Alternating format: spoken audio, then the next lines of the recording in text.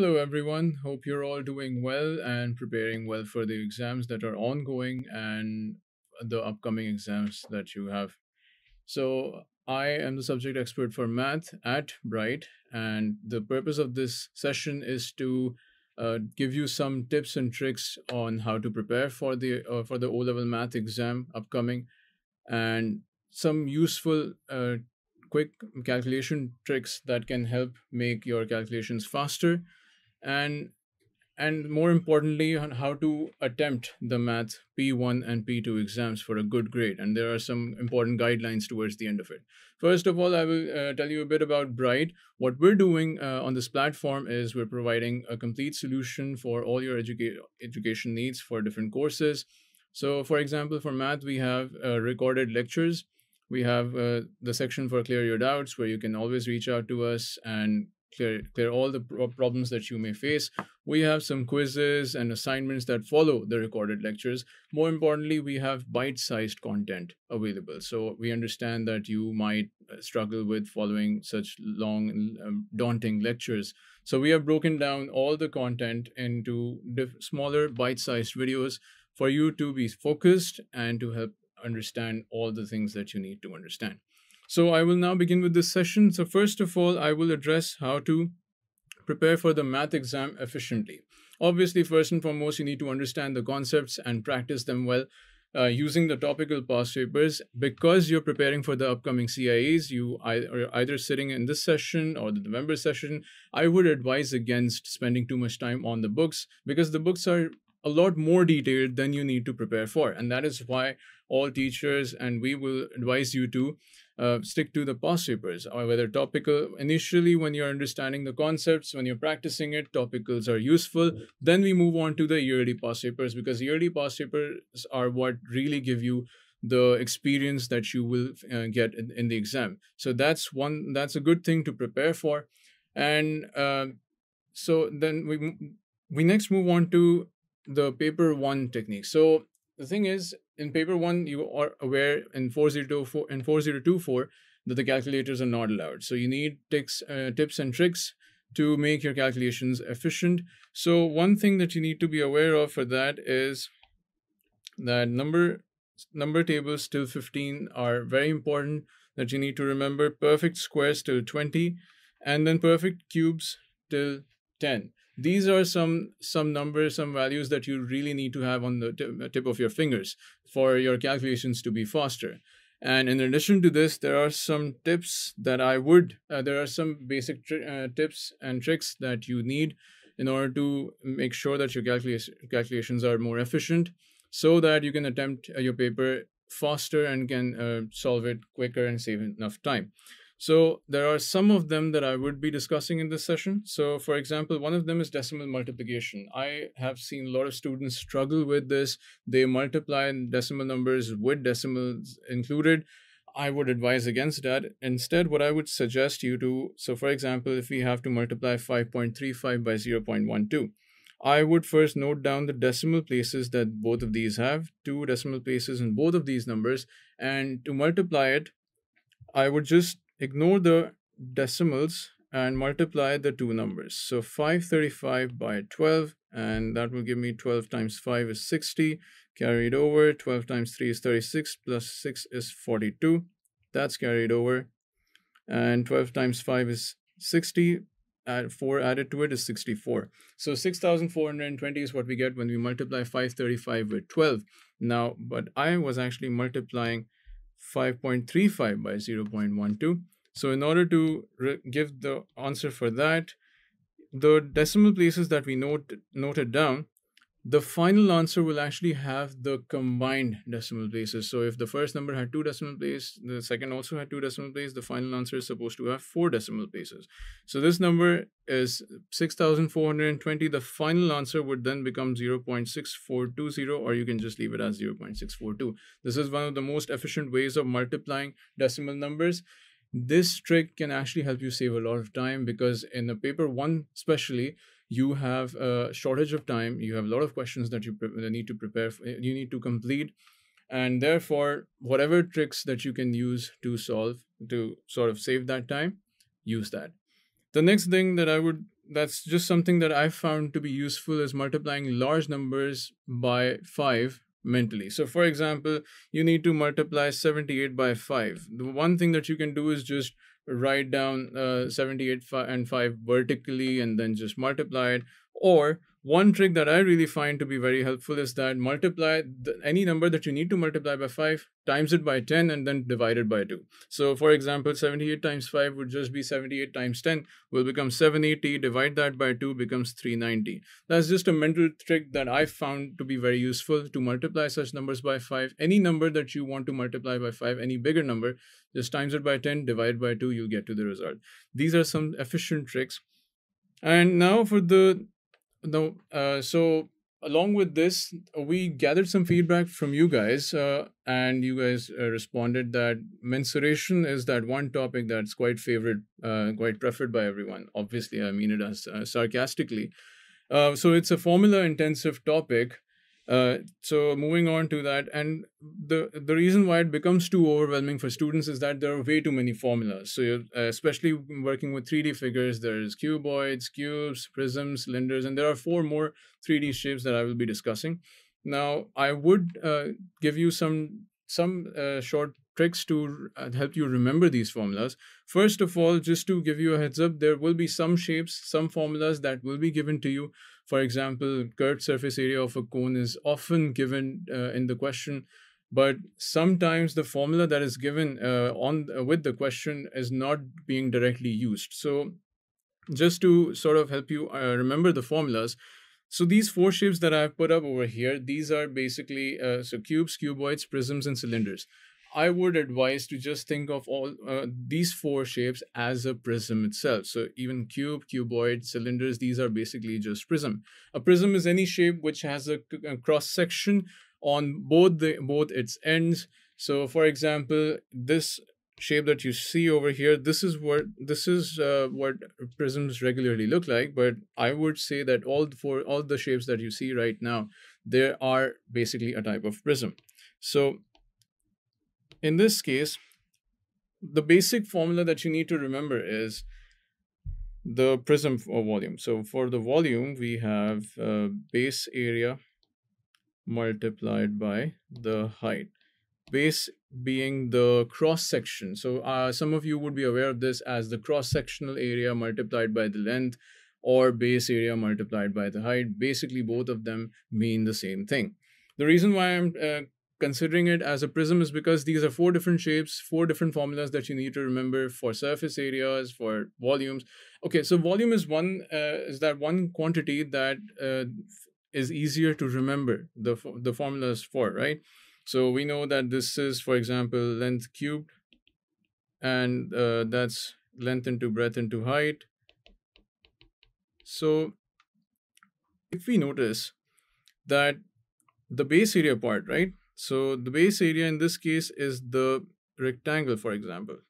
This is that base area part, and the height is just the vertical length of this shape. So ultimately, the prism volume formula is being applied. Another reason why I'm asking you to remember it as a prism is because the surface areas where things get tricky, or the formulas get a little too overwhelming. So the surface area formula for a prism, for any prism for that matter, is there's just one formula that you need to remember for that. Surface area is perimeter of the base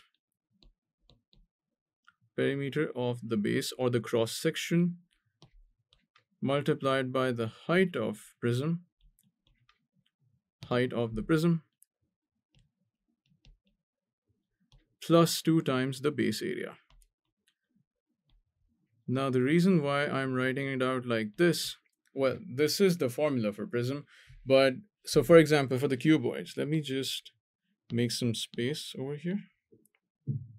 Okay, so I'm just going to bring this up and show you how this formula can help us remember the total surface area of the cuboids, prisms. Well, prism is this prism. This is for the prism only, but cylinders as well. So the cylinder is also a prism, as we discussed, but the only thing that sets it apart is the circular base. So for example, for the cuboid right here, The perimeter of the base will be just this part. So this is the perimeter of the base, which means that I have length over here, I have the breadth over here, and the perimeter in this case would just become 2 times the length plus 2 times the breadth. Multiply that by height of the prism of the cuboid, obviously, plus 2 times the base area. So when you expand this, that will just be 2 times length into h, 2 times breadth into h, plus the last part, which is 2 times length into breadth. This is the total surface area of a cuboid. And one important thing to remember in this is that if you're working with an open rectangular tank, the last part, which is the base, that will only be counted once, because in an open rectangular tank, the top rectangular surface is not included. So these are few things that you need to remember. Even I can apply this on the cylinder as well. So let's make some space. Okay. So for a cylinder, the perimeter of the base is a circle. So the perimeter of the circle is simply going to be 2 pi r, and multiplied that by height. So this part, perimeter of the base times height, basically gives you the area of the walls. And we can then include the top and the bottom surface. So 2 times the base area, which is just 2 times this area of the circle. So that is just going to be 2 pi r h plus 2 pi r squared. That's how these formulas are derived. So I hope that this trick will help you remember this. So the one thing I would say, that this formula of prism, the surface area formula for prism, is one thing that I would recommend that you can just remember it, and that comes with practice, obviously. Once you do other formulas, you can always just derive it using this trick. So moving on to the next set of shapes, pyramids and cones, you can just categorize them into one. You can categorize them together technically. So pyramids and cones, they're basically the same shape. The only thing that sets cones apart from pyramids is the circular base that they have. So pyramids, we're aware of the volume formula. Well, that's 1 upon 3 times the base area times the height. And for the cones, I can just use the same formula. The only thing that's different is the circular base, and the base area, the area of the circle, is pi r squared times the height. That's how this formula is given. Now, in some cases, I have noticed that the formula of cones is given to you, but then again, that formula may not be directly being applied. So you have to also read the question further. But for the total surface area of a pyramid, you will have to open up the net.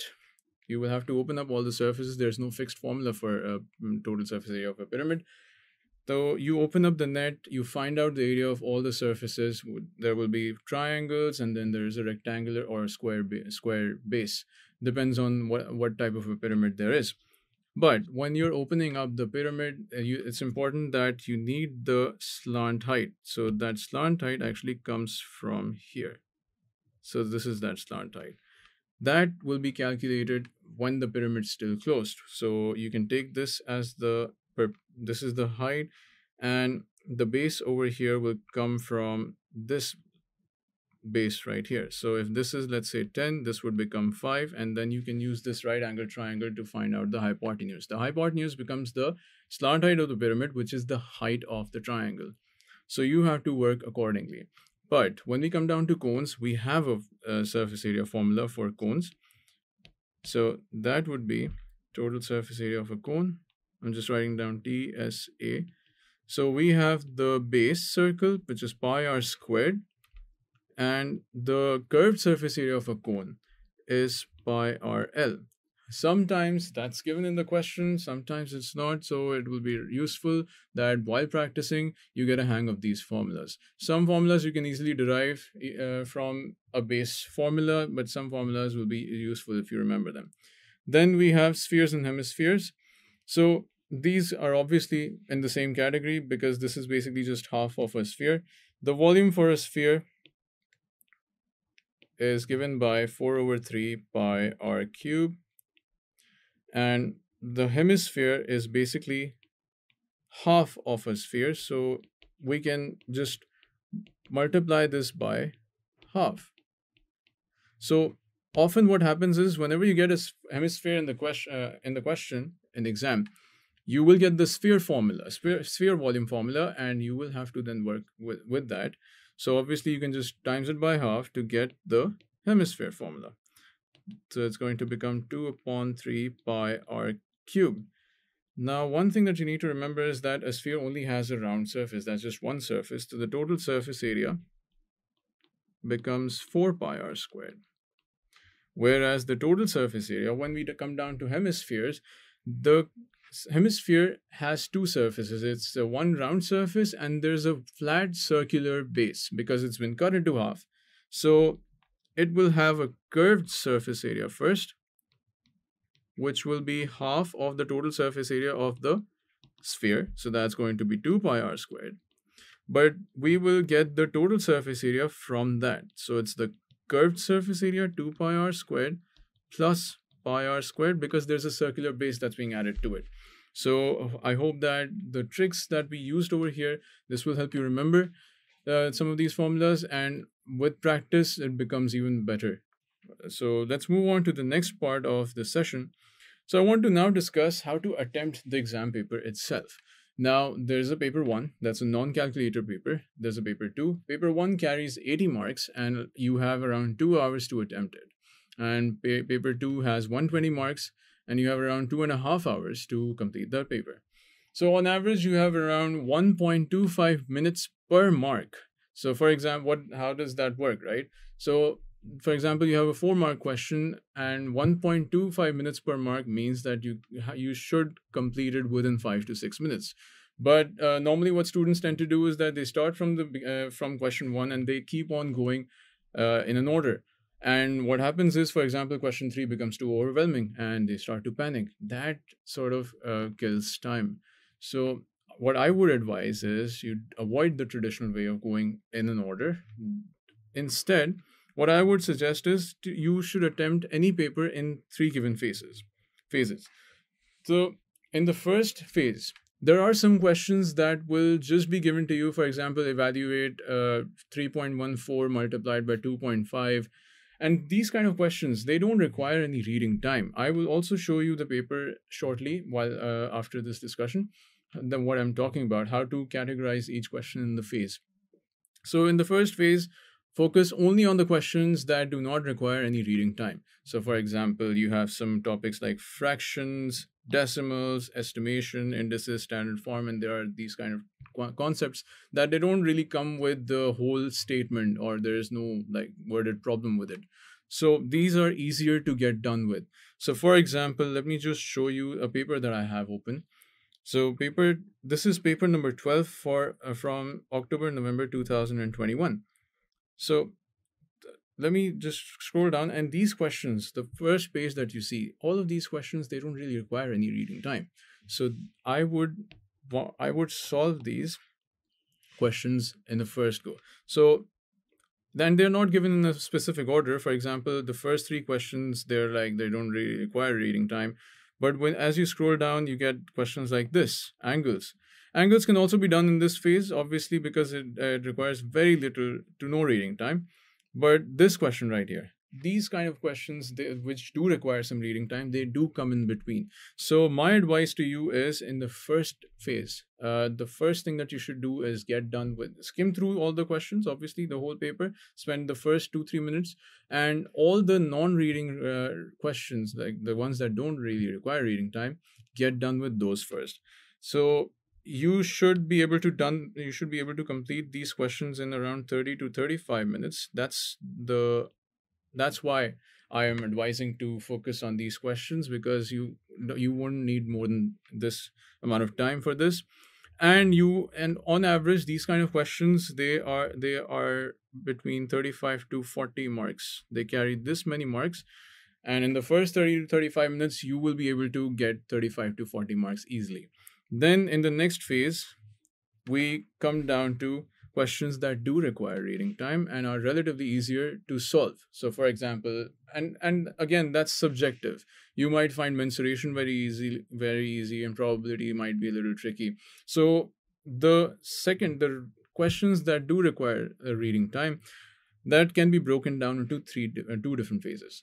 Now, ideally, I would advise to go for the easiest questions first, even the questions that are in the first phase. So get done with the ones that are easy, because that will take the least amount of time. And when you're in the second phase, you focus on the questions that do require reading time, because you'll already be done with the other questions, and only focus on the questions that are easier to work with. Get done with it, complete solving it. This should be done You should be done with this part of the paper in about 50 minutes to 1 hour, and this would give you a lot of marks. So around another 30 to 40 marks, another 30 marks you'll be able to score in this. So the first phase that we have, where you are doing questions that do not require reading time, practice this sufficiently that you are able to score all of these marks. Maybe even if it's just 95%, or well, ideally you should target on completing all of them, and doing it correctly. But these should be you should be able to do 95 to 100% of them right. Then comes the second part. Even if you are able to score around 80 to 90% over here, because you are able to do these easily, that's good enough, because the difficult questions that are left, they are left for the last phase. And these can be the non-reading, the questions that do not have much reading time required, and or the questions that do. So in this phase, focus on solving the ones that you found difficult earlier, because now, after covering this amount of time, you will have approximately 30 minutes left till the end of your exam, and you will have around 10 to 15 marks remaining, depending on how many questions you must have found difficult as you went along the paper, as you go along the paper. So you will have ample amount of time for the difficult questions. So focus on that. Save all the energy for the difficult questions towards the end, because you'll be done with the majority of the paper, and then you can spend some time. As you can see, there's a lot of time for this part of the paper. So that was for paper one, and this is mainly because you are in a crunch of time, so you have shortage of time, so that becomes easier. Now let's move on to how to solve a paper 2 question.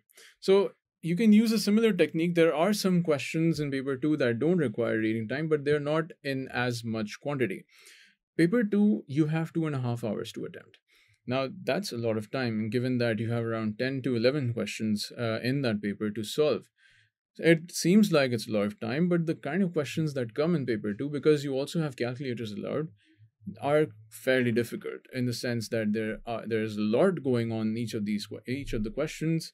And you will what happens in paper 2, generally the feedback is from the students that it becomes too daunting to solve each of the questions. So it's always useful to save your energy and focus on the easier questions first. So normally you have around a total of 10 to 11 questions, out of which 6 to 7 questions are easier. They can be easily covered.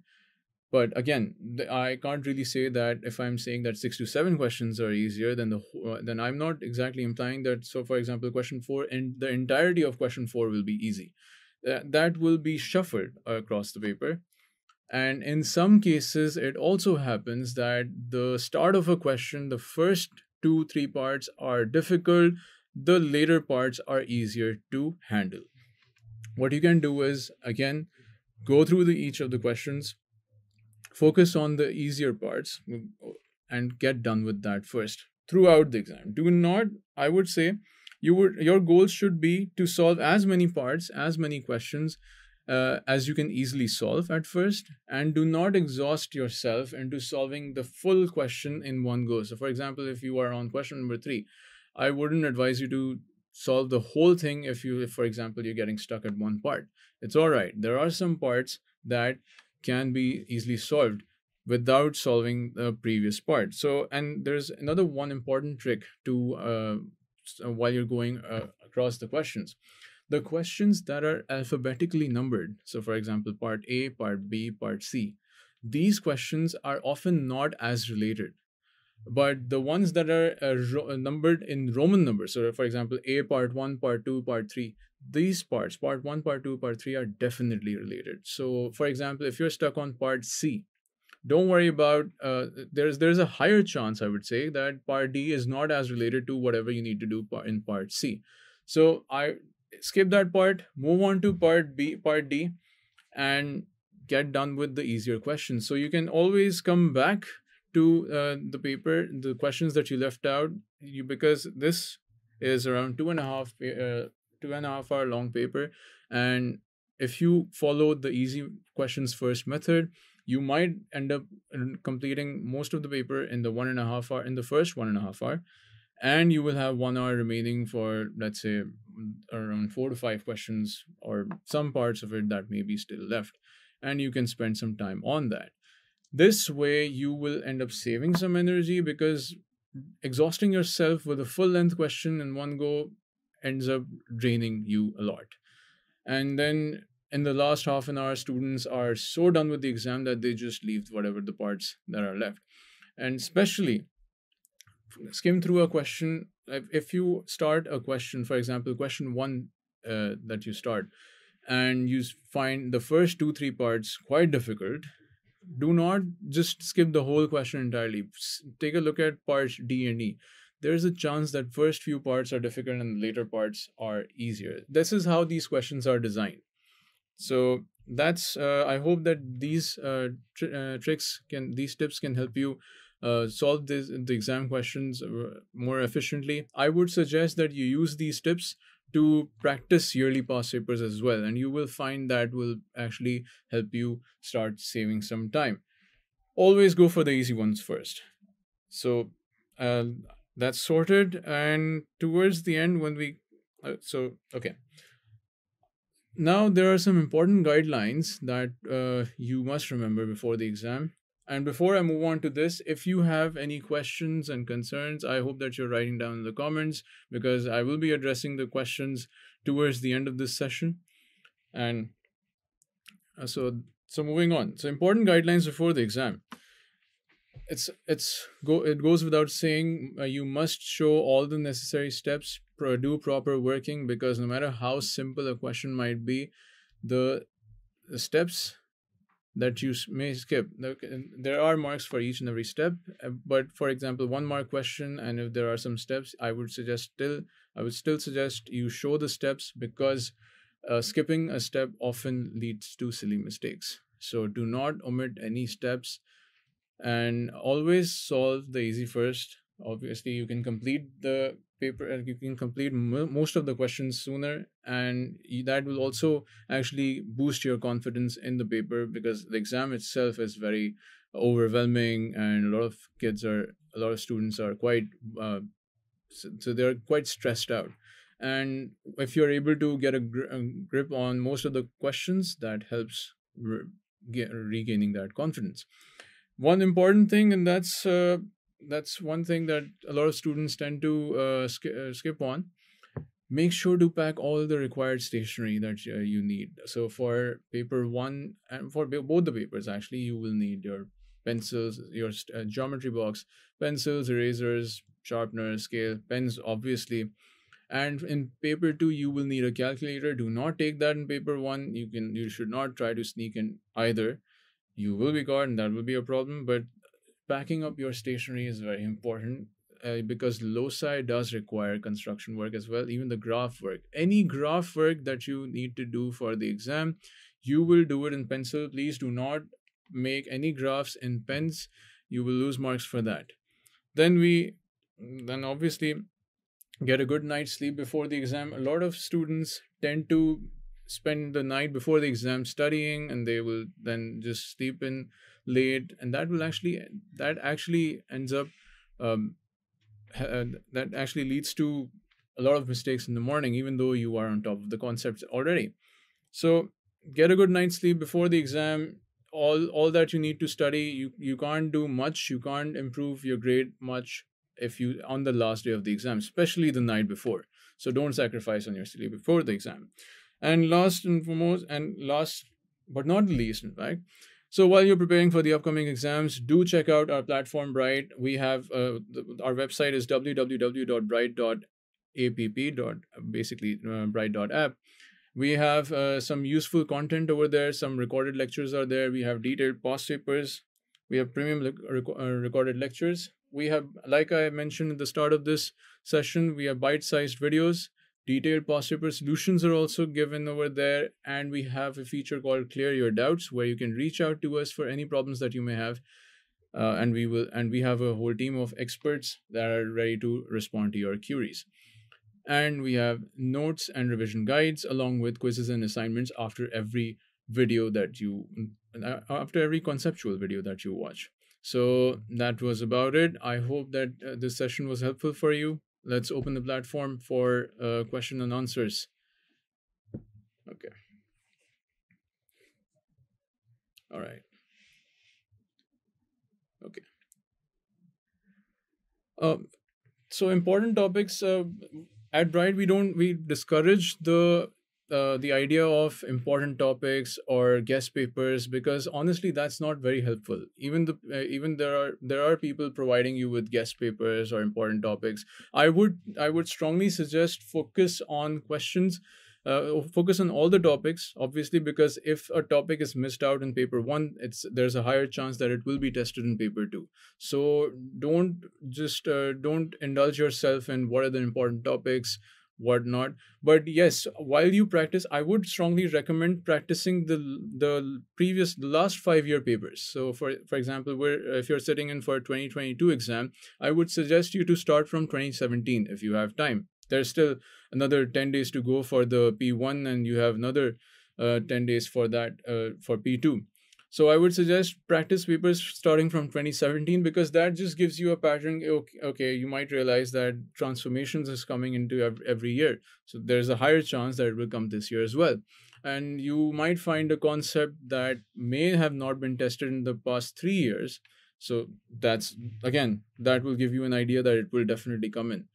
But I or we at Bryt would never suggest to focus on this particular topic for this year, or for November session focus on this one, because it's not very helpful. Okay. Okay, so for how many years are enough to be solved? Like I said, you're sitting in for 2022 session. Start solving from 2017. Those are very important yearly past papers that can help you. But if you're preparing yourself for a particular concept, you can use topical past papers going as back till like 2014 onwards. It's fine. But again, do not skip out the yearly past paper practice. Okay, so and while you're practicing the past papers, we have detailed past papers available that can also help you uh, resolve any problems that you may face. And if you do face any other problems that you are unable to find it anywhere else, then reach out to us via Clear Your Doubts. Any other questions that we have? Okay, I think that's about it. Thank you so much for watching this live session. I hope this was helpful for all of you. If you still have any questions or concerns that after this session, please feel free to reach out to us via Clear Your Doubts, and I would say register on Bryt app. Make use of it. We have been developing some really useful content for other subjects as well. And biology is going up. Add math, we have a lot of content available on that. Math, I'm sitting here, I will be giving you a lot more to come. So I hope to see you in our recorded lessons. Until then, take care of yourself and stay tuned. Thank you. And happy learning. Shine bright.